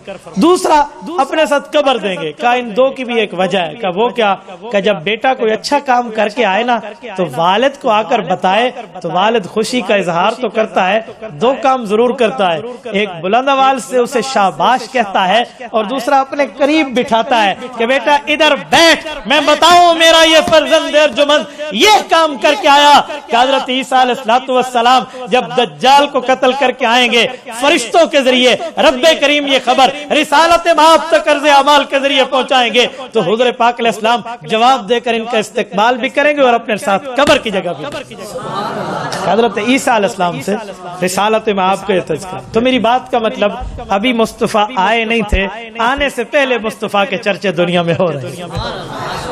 میرے دوستو، حضرت رسول اللہ صلی اللہ علیہ وآلہ وسلم یوں مصطفیٰ ہے کہ رب نے انہیں چن کر آپ کو اور مجھے پوری امتوں میں خاتم النبیین بنا کر دیا۔ هو اجتباکم هو سماکم المسلمین، تم لوگ چنے ہوئے ہو اور تم لوگوں کا نام رب نے مسلمان رکھا ہے۔ اس بات پہ ہم میں سے ہر امتی کو شکر ادا کرنا چاہیے اللہ کا۔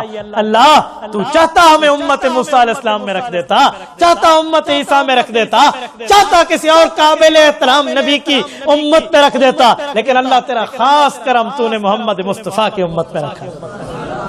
میں نے خانقاہوں میں بیٹھ کے بزرگوں سے ایک چیز سیکھی ہے، ہمارے اللہ والے حضرات فرماتے ہیں کہ جب دعائیں مانگو نا کئی طرح پہ کئی طرزوں پہ بندہ اللہ سے مانگتا ہے، کہ ان میں ایک طرز اگر یہ اپناؤ تو شاید قبولیت جلدی ہو جائے۔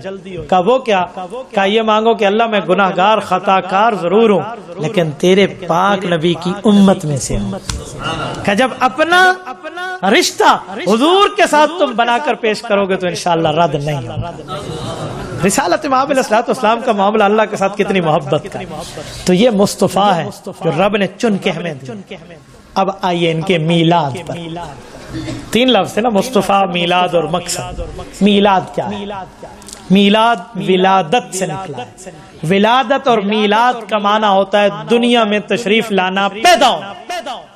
میرے دوستو، رسالت مآب علیہ السلام اس دھرتی پر تشریف لائے ہیں، رسالت مآب علیہ السلام پیدا ہو کر تشریف لائے ہیں، اپنی والدہ کو رکھتے ہیں، اپنے ابا کو رکھتے ہیں، اپنا خاندان رکھتے ہیں۔ تو یہ بات سب سے پہلے مدلل مبرہن ہونی چاہیے کہ رسول اللہ صلی اللہ علیہ وسلم انسانوں میں سے تشریف لائے۔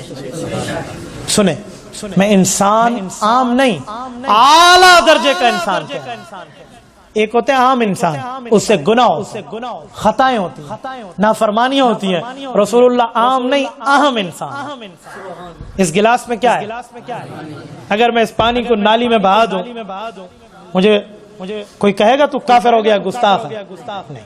اور اسی گلاس میں آب زمزم رکھ کے میں نالی تو دور رہا ایسے ہی نیچے گرا دوں، فتویٰ لگے گا نہیں لگے گا؟ سارے کہیں گے تجھے شرم اور حیا نہیں آتی؟ کتنے انبیاء کا اس پانی سے تعلق ہے؟ تو پانی تو یہ بھی ہے، پانی تو وہ بھی ہے۔ بھئی یہ پانی ہے، وہ اعلیٰ درجے کا پانی ہے۔ نہیں سمجھے؟ ایک وہ جگہ ہے جس پہ آپ اور ہم جوتیاں اتارتے ہیں، پتھر ہے، اور ایک یہ جگہ ہے جہاں ہم سجدہ کرتے ہیں، اور ایک وہ پتھر ہے جسے حجر اسود کیا کہ ہم بوسہ دیتے ہیں۔ یہ ان تینوں پتھروں کا ایک رتبہ ہے۔ بولیے، کل کوئی کہے وہ بھی پتھر ہے جوتی اتاری ہے، وہ بھی پتھر ہے جوتی اتار دو، آپ کریں گے؟ اسے تو مدنی کریم نے بوسہ دیا ہے۔ حضرت عمر رضی اللہ عنہ پتھر کے سامنے اور کہا وہ پتھر نہ تو فائدہ دے سکتا ہے نقصان دے سکتا ہے، میں تیرا بوسہ اس لیے لیتا ہوں کہ تیرا بوسہ مدنی محمد مصطفیٰ نے لیا۔ وہ بھی حجر اسود ہے، کالا پتھر ہے، سفید بھی نہیں ہے، اس وقت کالے کو چوم رہے ہیں۔ تو اس پتھر میں اعلیٰ درجے کا پتھر ہونا، اور اس پتھر کی تو کوئی ویلیو ہی نہیں ہے جہاں پر جوتی اتاری جاتی۔ تو بھائیو، ایسے انسان اور عام انسان اور اعلیٰ درجے کے انسان میں فرق ہے۔ انسان اور عام انسان تو وہ ہے غلطی گناہ خطا ہو جائے، نبی وہ اعلیٰ درجے کا انسان ہے۔ وَكَذَلِكَ لِنَصْرِفَ عَنْهُ السُّوءَ وَالْفَحْشَاءَ، اس کے قریب رب گناہ جانے نہیں لِيَغْفِرَ لَكَ اللَّهُ مَا تَقَدَّمَ مِنْ ذَنبِكَ وَمَا تَأَخَّرَ، نبی کے گناہ نہیں ہوتے، جسے سمجھتے ہو اگلے پچھلے بھی معاف، وہ اعلیٰ درجے کا انسان۔ تو میلاد بتا رہا ہے رسول اللہ بشر یعنی اعلیٰ درجے کے انسان ہے۔ حضور پاک علیہ السلام کے والد کا نام حضرت عبداللہ ہے، حضور کی والدہ کا نام اماں آمنہ ہے، اللہ کے رسول کے دادے کا نام شیبۃ الحمد عبد المطلب ہے، رسول اللہ کی دادی جان کا نام فاطمہ بنت عمر بن عائز ہے، رسول اللہ کی اماں کا نام حضرت آمنہ ہے، حضور کے نانے کا نام حضرت وہب ہے، رسول اللہ کی نانی کا نام حضرت برہ ہے، رسول اللہ کے 9 چچے ہیں، آپ علیہ الصلوۃ والسلام کے 9 چچوں میں 2 چچا صحابی ہیں، ایک کا نام حضرت عباس ہے، ایک کا نام حضرت حمزہ ہے۔ رسول اللہ صلی اللہ علیہ وآلہ وسلم کے ماؤں کا ذکر اپنی ماں کے علاوہ کریں تو دودھ پلانے والی ماؤں میں حضرت برکت ہیں جن کو ام ایمن کہتے ہیں، حضرت سویبہ ہیں جو سویبہ دائیہ تھی رسالت مآب علیہ الصلوۃ والسلام کی، حضور پاک علیہ الصلوۃ والسلام کی دودھ پلانے والی ماؤں میں حضرت حلیمہ سعدیہ ہیں رضی اللہ عنہا، رسالت مآب علیہ الصلوۃ والسلام کے بھائی بھی ہیں جن کا نام عبداللہ بن حارث ہے، یہ اماں حلیمہ کے بیٹے ہیں، حضور پاک کی بہن بھی ہے جس کا نام شیمہ بنت حلیمہ ہے، یہ حضرت حلیمہ کی بہن ہے جس نے 4 سال، حضرت حلیمہ کی بیٹی ہے جس نے 4 سال تک مدنی مصطفیٰ کو اپنی کوکھ پہ رکھ کے اٹھایا، ہنسایا اور رسالت مآب کی پرورش میں اپنی خدمت سر انجام دی ہے۔ رسالت مآب علیہ الصلوۃ والسلام کا خاندان ہے، اللہ کے رسول کی بیویاں ہیں، حضور پاک کے بیٹے ہیں، رسول اللہ کی بیٹیاں ہیں، رسول اللہ کے داماد ہیں، رسول اللہ کے نواسیاں ہیں، رسول اللہ کے نواسے ہیں، آقا نامدار کا یہ پورا خاندان بتا رہا ہے رسول اللہ اعلیٰ درجے کے انسان ہیں۔ میرے بھائی تو جشن تو منا رہا لیکن میلاد سے رسول اللہ کی انسانیت کا اقرار تو کر لیتا۔ ہمیں کہا جاتا ہے آپ حضور کو انسان کہتے ہو، آپ گستاخ ہو۔ بھائی تھوڑا بریک تے ہولا ہاتھ، اگر رسول اللہ کو انسان کہنا گستاخی ہے تو بتا، اگر حضور نور ہے تو نور کا والد نہیں ہو، پھر حضرت عبداللہ کا نام کس منہ سے لے گا؟ اما آمنہ کا تعارف کس منہ سے کرائے گا؟ حضور کے ددیال اور ننیحال کا تعارف کس منہ سے کراؤ گے؟ رسالت مآب کے چاچو کا خاندان، رسالت مآب علیہ الصلوۃ والسلام کی مائیں، رسالت مآب کی بیویاں، رسالت مآب کی اولادیں اور ان کی اولادوں کا تعارف آپ کس نام سے کراؤ گے؟ مجھے بتائیں، جبرائیل کی ماں ہے، اسرائیل کا باپ ہے، اسرافیل کی بہن ہے، میکائیل کی بیٹی ہے؟ جب نہیں ہے تو وہ نور ہیں۔ رسول اللہ وہ اعلیٰ درجے کے انسان ہے جہاں جبرائیل جیسا بھی نور، نوریوں کا سردار پیچھے رک گیا، میں سدرۃ المنتہا سے آگے نہیں جاتا، میرے پر جل جائیں گے، لیکن انسانوں کا سربراہ یہاں سے بھی آگے جا رہا ہے۔ یہ تو رتبہ ہے محمد مصطفیٰ کا، اور یہ بتاتا میلاد ہے۔ میرے دوستو، میلاد مانو گے تو بشریت مانو گے، ورنہ میلاد کا انکار کر دیں۔ ڈیٹ آف برتھ میلاد کا نام ہے تو ڈیٹ آف برتھ جبرائیل کی بتا دیں، اسرائیل کی بتا دیں، اسرافیل کی بتا دیں، میکائیل کی بتا دیں، ہاروت اور ماروت فرشتے کی بتا دیں، کرامن کاتبین فرشتوں کی بتا دیں، قبر میں آنے والے منکر نکیر فرشتوں کی بتا دیں۔ کسی فرشتے کی کوئی ڈیٹ آف برتھ ہے؟ ولدیت ہے؟ سن آف، ڈاٹر آف، کچھ ہے؟ جب نہیں ہے تو پھر اس کا مطلب یہ وہ انسانوں میں نہیں ہے۔ حضور پاک علیہ السلام اعلیٰ درجے کے انسانوں کے سربراہ، اور یہ میں نہیں کہتا۔ سورت بنی اسرائیل آیت نمبر 93 رب کریم فرماتے ہیں قل سبحان ربی هل كنت الا بشر الرسولا، محبوب مصطفیٰ یہ اعلان فرما دے تو انسانوں کا بھی سربراہ، انسانوں کا بھی سردار، رسولوں کا بھی تاجدار۔ اس آیت کے شروع میں کیا لفظ ہے؟ قل، جی ہاں قل، سبحانہ کو چھوڑیں، اس پر روکیں، کیا لفظ ہے؟ قل۔ تیسرے دن والے تو تجھے یاد ہیں، یہ عقیدے والا کل کیوں بھول گیا ہے؟ وہ کلتے نہیں بھولتے، کیوں؟ وہاں چنے ملتے ہیں، وہاں کچھ کھانے پینے کی چیز ملتی ہے میرے بھائی، وہاں پیٹ پوجا ہے، لہذا وہ 4 کل تجھے یاد ہیں، ایک ہی یاد نہیں۔ یہ بھی تو قل سبحان ربی ہے، هل كنت الا بشر الرسول ہے۔ الزام دینے سے پہلے بندہ تھوڑا سا دیکھے، یوں ہاتھ کریں گے تو 3 انگلیاں اپنی طرف آئیں۔ یار کس طرح کا الزام؟ اچھا میں ایک اور بات کروں، یہ انسانوں کو اشرف المخلوقات کہا جاتا ہے۔ کہا کیا جاتا ہے؟ قرآن خود کہتا ہے وَلَقَدْ كَرَّمْنَا بَنِي آدَمَ، آیت نمبر 7 سورۃ بنی اسرائیل، سورۃ 3 آیت نمبر 4 لَقَدْ خَلَقْنَا الْإِنسَانَ فِي أَحْسَنِ تَقْوِيمٍ۔ تو انسان اشرف المخلوقات ہے، کیوں؟ اشاری بوتھی سونی ہے۔ ہم اشرف المخلوقات کیوں ہیں؟ اس کی ایک ہی وجہ ہے کہ ہم میں سرکار مصطفیٰ صلی اللہ علیہ وسلم انسان بن کے تشریف لائے۔ بھائی ہم فرشتوں سے بھی آگے ہیں اس مسئلے میں کہ وہ اشرف المخلوقات نہیں ہیں، ہم جنات سے بھی آگے ہیں، وہ اشرف المخلوقات نہیں ہیں، یہ آپ کیا بات کریں؟ اور میں بعض اوقات حیران ہوتا ہوں ان باتوں کو بھی لوگ ڈسکس کے طور پہ زیر بحث لاتے ہیں کہ ہمارے نبی نور ہے یا بشر ہے۔ میں بہت حیران ہوتا ہوں یار، یہ کوئی سوال ہے؟ ہم اس بات پر بڑی لے دے سنتے بھی ہیں، دیکھتے بھی ہیں۔ میں آپ کے سامنے ایک جملہ سمجھاتا ہوں جو قائد ملت اسلامیہ حضرت مولانا مفتی محمود نور اللہ مرکزہ پہ لکھا ہوا ہے اور تفسیر محمود کے اندر موجود ہے۔ حضرت مفتی محمود رحمۃ اللہ علیہ صرف سیاست دان نہیں تھے، بہت بڑے عالم دین بھی تھے، شیخ الحدیث بھی تھے، حدیث میں بھی ان کی کتاب ہے زاد المنتہی ترمذی کی شرح، فتاوی میں 11 جلدوں کی ان کا فتاوی چھپ چکا ہے، فتاوی مفتی محمود، بہت بڑی شخصیت ہے۔ ان کا واقعہ وہاں لکھا ہے جو مجھے براہ راست قائد ملت اسلامی حضرت مولانا فضل الرحمان دامت برکاتہم نے خود سنا۔ فرمانے لگے کہ ایک بار سوال ہوا کہ آپ علیہ السلام نور ہیں یا بشر؟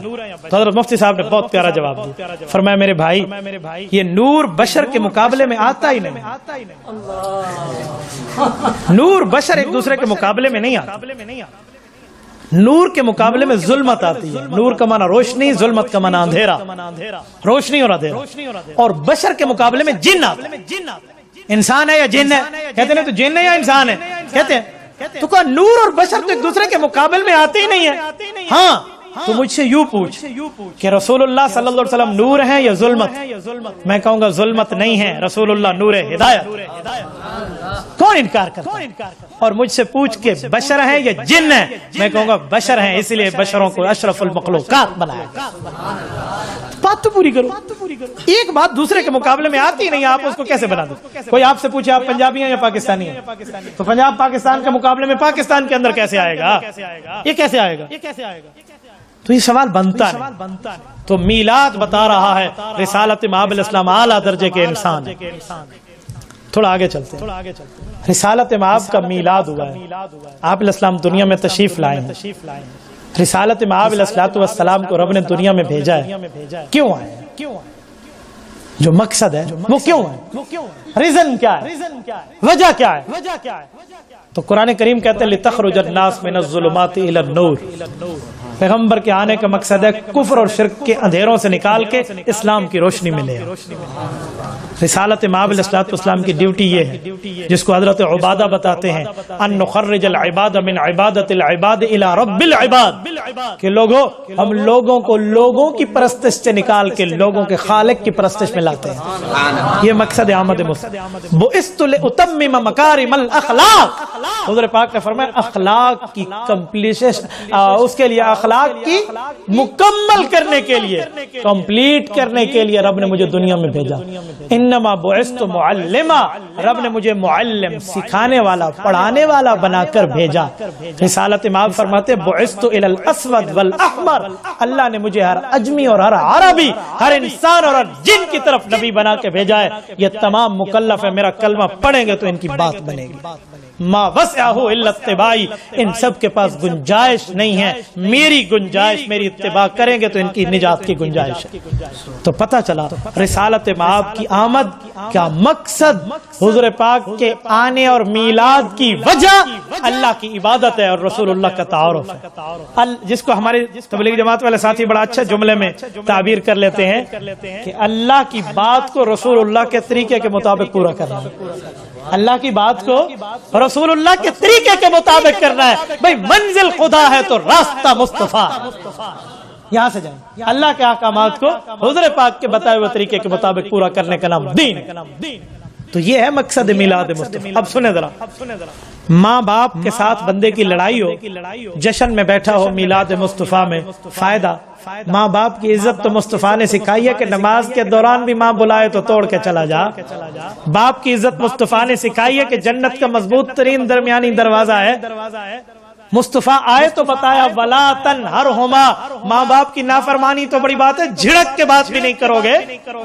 اچھا میرے مولا کہ کیا کرو گا؟ وَخْفِضْ لَهُمَا جَنَاحَ الذُّلِّ، تیری پرواز کی طاقت اپنی جگہ لیکن ان کے سامنے زیرو۔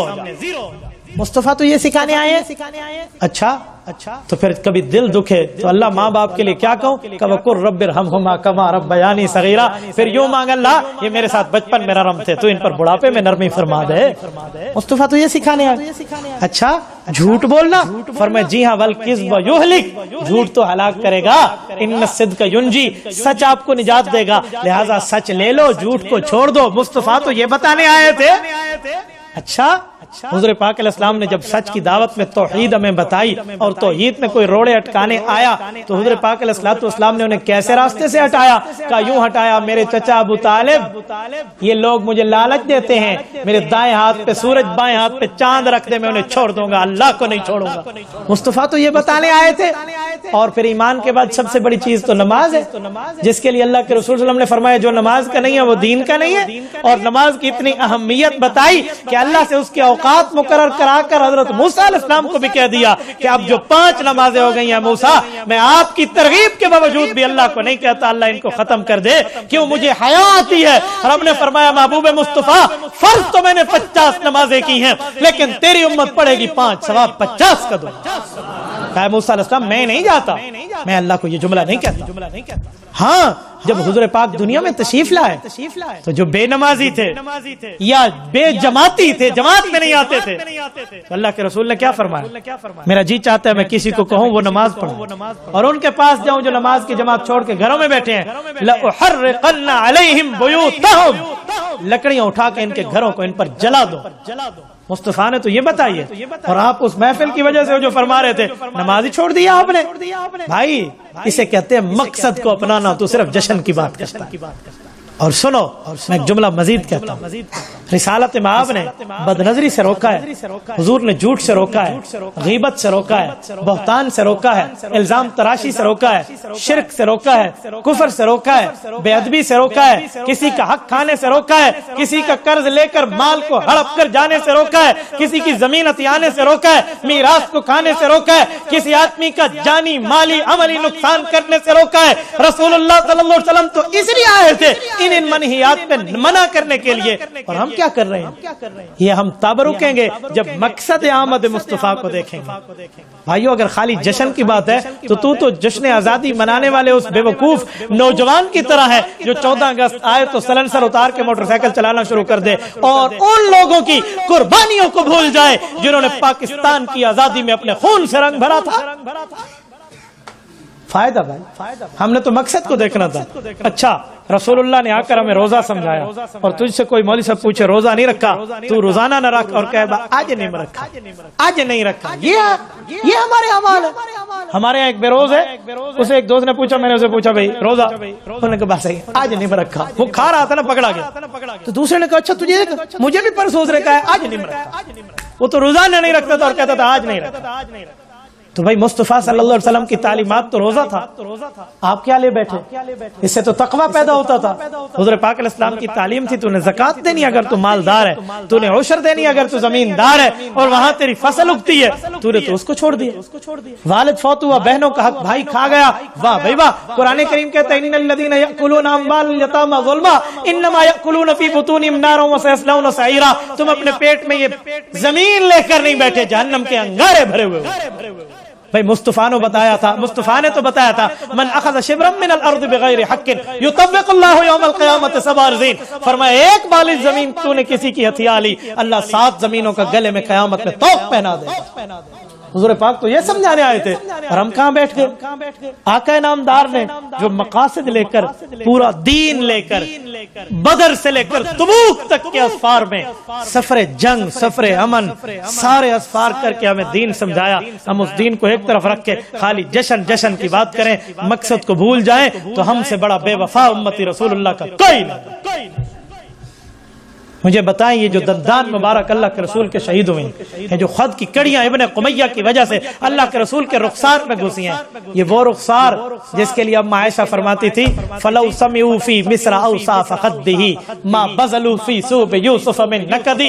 اے مصر میں حضرت یوسف پر مال لٹا کر خریدنے والوں، اگر مصطفیٰ کے رخسار کی جھلک دی ہوتی تو تمہیں حضور پاک کا حسن دنیا کی ہر چیز بھلا دیتا۔ رسول اللہ نے ایسے قربانی اس کے لیے دی ہے۔ رسالت مآب علیہ السلام کی اولاد کی وفات پر ان بےایمانوں نے خوشیاں منائی تھی مکہ کے لوگوں نے. رب نے آیت اتاری ان شانئک ھو الابتر، یہ بے اولادیں رہیں گے، آپ کو تو اولاد بھی ملے گی، آپ کی نسل بھی چلے گی. مصطفیٰ کو رب نے وہ نسل چلا کے دکھائی، دنیا کے لوگوں کی نسلیں بیٹوں سے چلی، حضور کی چوتھی اور چہیتی بیٹی سے چلی. اس لیے تو فاطمہ تو زہرا ہے، حضور کی بیٹیاں تو 4 ہیں. زہرا کا لقب حضرت زینب کو نہیں ہے، زہرا کا لقب حضرت رقیہ کو نہیں ہے، زہرا کا لقب حضرت ام کلثوم کو نہیں ہے. بیٹیاں وہ بھی مصطفیٰ کی ہیں، جگر مصطفیٰ ہیں، نور نظر مصطفیٰ ہیں، اولاد مصطفیٰ ہیں، ان کی رگوں میں بھی خون محمد کریم دوڑتا ہے. لیکن زہرا کا لقب حضرت فاطمہ کو کیوں ملا؟ اس کی وجہ کہ زہرا پھول کو کہتے ہیں، پھول سے خوشبو بکھرتی ہے، ان سے نسل مصطفیٰ دنیا میں پھیلی ہے. رسالت مآب نے یہ قربانیاں جو دی ہیں، یہ کس بنیاد پہ؟ کیا ہم اس مقصد کو بھلا دیں جس کے لیے مصطفیٰ آئے ہیں؟ خالی اسی بات پہ لگ جاؤں کہ حضور آئے ہیں اور سج گئے، گلیاں تھے بازار، اور پیغمبر علیہ السلام بازار سجانے آئے تھے یا تیرے دل کو نور ایمان سے سجانے آئے تھے؟ میں تو حیران ہوں، یہاں مسجدیں ویران ہیں اور بازار سج گئے ہیں. بھائیو، صرف جشن کی بات کرنے والوں مشن کو اپناتے، مقصد کو اپناتے، وجہ مصطفیٰ کو دیکھتے کہ وہ آئے کیوں، تو تب جا کر ہمارا دنیا کا معاملہ بہتر ہوتا اور ہماری آخرت کا معاملہ بھی بہتر. تو میرے دوستو، یہ ہے مقصد میلاد مصطفیٰ کانفرنس کہ رسالت مآب جو کائنات کے چنے ہوئے، ان کی میلاد کا مقصد کیا ہے، تاکہ ہم لوگ کفر و شرک کے اندھیروں سے نکل کے نور ایمان اور اسلام کی روشنی میں آ جائیں. یہ مصطفیٰ کے میلاد کا مقصد ہے. یہ ذکر ادھر بھی ہو، مسجد و مدرسے میں بھی ہو، چوک اور بازار میں بھی ہو، اور گھر کے کمروں میں بھی ہو، تب جا کر امت میں تبدیلی آنی. ورنہ غلام رسول کے غلام والا نعرہ ہو، اندر کچھ نہ ہو، تو پھر یاد رکھنا محفل بھی چلتی رہے گی اور نمازیں بھی ضائع ہوتی رہیں گی. حالانکہ نمازیں تو وہ ہیں جس کو اور کچھ نہیں تو حضرت حسین رضی اللہ عنہ کی میدان کربلا کی نماز آپ دیکھ لیتے. ظہر کی نماز حضرت حسین نے صلاۃ الخوف ادا کی ہے. علماء بیٹھے ہیں، صلاۃ الخوف کیا ہے آپ کو پتہ ہے؟ کیسے پڑھی جاتی ہے؟ 1 رکعت پڑھ کے مقتدی جنگ کرنے چلے جاتے ہیں، جنگ والے واپس آ جاتے ہیں پڑھنے رکعت کے لیے، یہ پوری کرتے ہیں تو یہ چلے جاتے ہیں، پھر وہ جو پہلی رکعت پڑھ کے جنگ کے لیے گئے تھے وہ دوبارہ آ جاتے ہیں. یہ ہے صلاۃ الخوف. نماز میں جاؤ، اللہ کا حکم ہے، اٹھائیں سورۃ توبہ، نماز میں جاؤ، دوران نماز جا کے کافر کو مار کے آؤ. کیوں؟ یہ 1 رکعت ادھر پڑھنے آئے، 2 رکعت بھی نہیں پڑھنی، لیکن پڑھنی ہے 2 رکعت ایک کر کے پڑھنی ہے. یہ ہے صلاۃ الخوف. نماز تو وہاں بھی نہیں چھوٹی، یہاں محفل میں چھوڑ دی. یہ کیسا جشن ہے بھائیو؟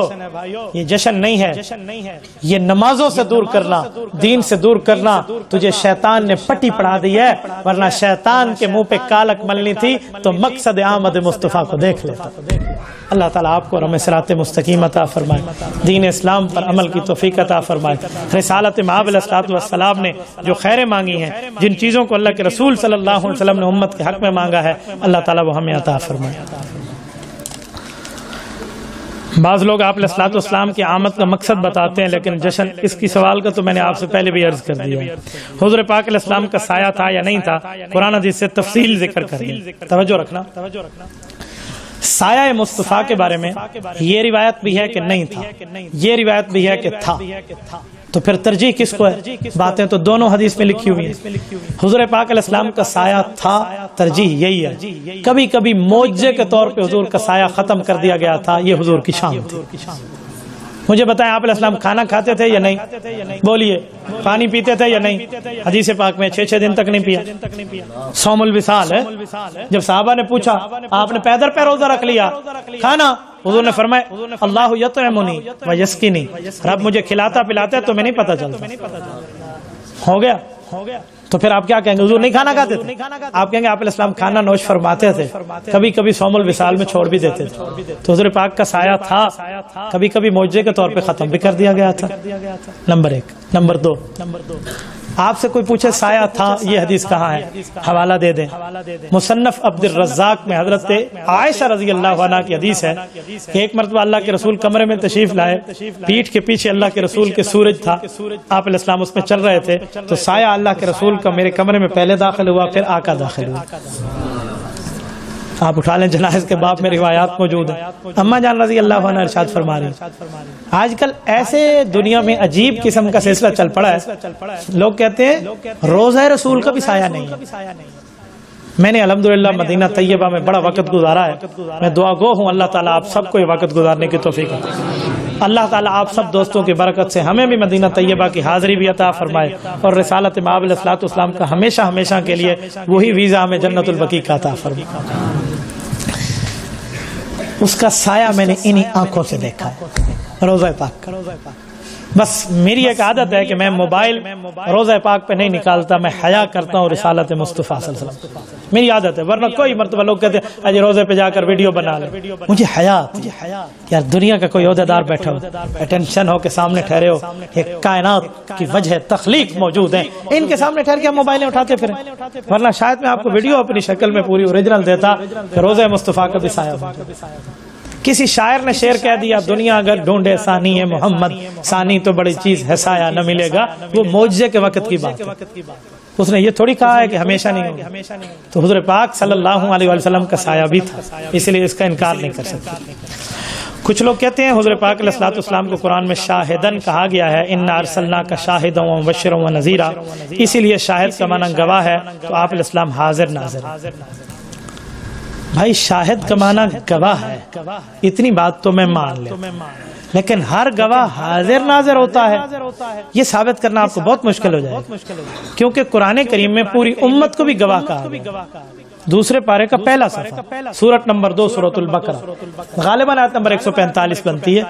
وَكَذَلِكَ جَعَلْنَاكُمْ أُمَّةً وَسَطًا لِتَكُونُوا شُهَدَاءَ عَلَى النَّاسِ وَيَكُونَ الرَّسُولُ عَلَيْكُمْ شَهِيدًا. قرآن کہتا ہے قیامت میں پچھلی امتوں کے لوگ انکار کریں گے, ہماری طرف نبی کوئی نہیں آیا, تو امت محمدیہ کہے گی اللہ ہم گواہی دیتے ہیں. ان امتوں کے پاس ان کے انبیاء آئے تھے, وہ کہیں گے جی تم کہاں موجود تھے, تو یہ کہیں گے وَيَكُونَ الرَّسُولُ عَلَيْكُمْ شَهِيدًا, ہمارے پاس محمد مصطفیٰ صادق المصدوق آئے تھے, انہوں نے ہمیں بتایا.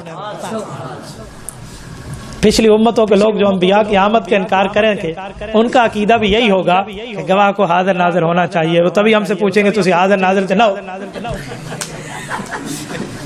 نہیں وہ کیوں انکار کریں گے؟ وہ بھی تو یہی کانسیپٹ لے کر کریں گے جو پرچی میں لکھا ہوا ہے کہ گواہ حاضر ناظر ہوتا ہے, تو یہی کہے گا تم حاضر ناظر تو نہیں تھے. تو امت محمدیہ قرآن پڑھ کے جواب دے گی کہ گواہ کے لیے 2 شرطیں ہیں, یا حاضر ہو اور یا سچے کی خبر سن کے آگے بتا. تو حضور صادق المصدوق ہے, سچے ان کی خبر سنا کر آگے دیتے ہیں, وہ بھی گواہ ہے. اگر گواہ حاضر ناظر ہے تو پوری امت کو حاضر ناظر مان, پہلے مینو مان میں حاضر ناظر. اچھا ایک اور بات کروں, گواہ حاضر ناظر ہوتا ہے. میرے بھائی میں ایک جملہ کہنے لگا ہوں, رسالت مآب علیہ الصلوۃ والسلام کے لیے آپ نے اس طرح کی بات مان لی تو قرآن کریم کی آیات تو گئی, احادیث تو گئے. یہ جو حدیث پاک ہے میرے اوپر امت کے اعمال پیش ہوتے ہیں, تو پھر کیا ہوگا؟ اسی بنیاد پہ اللہ کے رسول قیامت میں گواہی دیں گے, کیونکہ فرشتے بھی سچے ہیں اور سچے آدمی کی خبر پہ گواہی دی جاتی ہے. نہیں تو ہر مؤذن ہر جگہ حاضر ناظر ہے, ہر مکبر جو تکبیر پڑھتا ہے وہ حاضر ناظر ہے. آپ کہیں گے مؤذن کیسا؟ تو مؤذن تو 2 گواہیاں دے رہا ہے, اشہد ان لا الہ الا اللہ, میں گواہی دیتا ہوں اللہ ایک ہے, یہ حاضر ناظر ہے, اس نے اللہ کو دیکھا ہے جا کر. اشہد ان محمد الرسول اللہ, میں گواہی دیتا ہوں حضور پاک علیہ السلام اللہ کے رسول ہے, یہ حضور پاک کو رسالت ملتے دیکھا تھا. یہ گواہی کیسے دے رہے ہیں؟ تو گواہ ہے نا, اشہد اللہ, پھر تکبیر میں بھی اشہد کہتا ہے, تو یہ جو گواہ ہے اس کو حاضر ناظر مانیں گے؟ کہیں گے سچے کی خبر پہ گواہی دے رہا ہے. تو پھر گواہ کی 2 قسمیں ہو گئی نا, حاضر ہو تب بھی گواہ ہے, سچے کی خبر سن کے آگے بتا دے تب بھی گواہ ہے. ہمارے علماء کی کتابوں میں 6 سال میں ہدایہ شریف پڑھائی جاتی ہے. ہدایہ قانون اسلام کی کتاب ہے, کتاب الشہادات اٹھائیں, انما یجوز للشاہد ان یشہد بالاجتہاد وذلک من یثق بہ. وہ کہتے ہیں سچے گواہوں کی گواہی کی بنیاد پہ بھی آگے گواہ دے سکتے. تو میرے خیال میں فقہ سے بھی قانون اسلام سے بندہ واقف ہو تو کوئی حاضر ناظر والی بات گواہ کا ترجمہ وہ نہیں کرے گا. مسجد مدرسہ پلس قبرستان, کوئی بندہ مسجد و مدرسہ قبرستان میں جگہ وقف کرتا ہے لیکن زمین کا تعین کیے بغیر فوت ہو جائے, مثلا 10 کنال ہے, وقف 1 کنال کی, بعد میں لوگوں نے تعین کی, زمین پہ پریشانی تھی, اب پتہ نہیں ہے تبدیل ہو سکتی ہے. نہیں بھائی, وقف کے لیے ایسے وقف نہیں ہے بھائی میں نے 1 کنال وقف کرنی ہے, خالی اس نے ارادہ کیا تو کوئی وقف نہیں ہوگی. فوت ہو گیا تو اس پر نہ مسجد بنا سکتے نہ قبرستان بنا, وہ تو ان کے ورثاء کا. ہاں وقف کی شرط ہے کہ وقف کر کے باقاعدہ نامینیشن کر دے، نامینیٹ کر دے کہ یہ ہے میں نے وقف کر دی ہے، تب اس نے اپنی ملکیت سے نکالا۔ یہ تو وقف کا ارادہ ہے، اجی میں نے ایک کنال وقف کیا انشاءاللہ تعالی، انشاءاللہ ڈائریکٹ کہنے سے طلاق واقع نہیں ہوتی، وقف کیسے واقع ہوتا ہے؟ تو وقف جو کر رہا ہے اس سے پہلے پوچھیں کہ بھائی وقف کے اصول آپ نے پوچھے مفتیان کرام سے، اصول سیکھیں، تمام اصول اور قواعد اور ضوابط کی بنیاد پہ جا کے وقف ہوتا ہے۔ اس بارے میں اگر اور کوئی تفصیل ہے تو وہ اللہ جانتا ہے، جتنے الفاظ میرے سامنے تھے میں نے آپ کو بتا دیا۔ جزاکم اللہ تعالی۔